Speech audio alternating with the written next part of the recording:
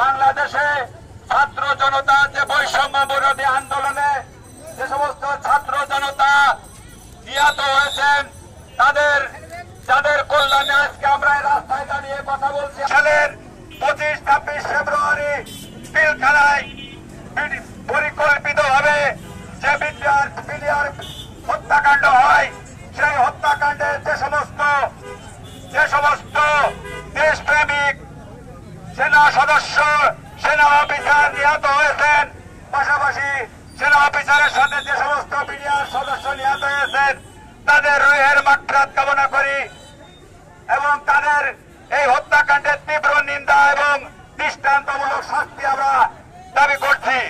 পাশাপাশি আজ আমরা যে সমস্ত কুচক্রী মহলের কারণে আজকে আমরা হাজার হাজার বিডিআর সদস্য আমরা চাকরিচ্যুত হয়েছি। করা হতো তারা 3 বছর 2 বছর আগে মারা গিয়েছে, কিন্তু আজকে আমাদের বিডিআরের ওই অবস্থা। আমাদের বিডিআরে অনেকে ছুটিতে ছিলাম, অনেকে বাহিরে ছিলাম, সেনা অফিসার নিহত হয়েছে, তাদের এই হত্যাকাণ্ডের আমরা বিচার চেয়েছি। পাশাপাশি আমাদের এই বিডিআর এই হত্যাকাণ্ডের পিছনে অনেক রাজনৈতিক অনেক কূটনৈতিক পরিকল্পনা কুচক্রী মহল কাজ করেছে। আজকে এই সমস্ত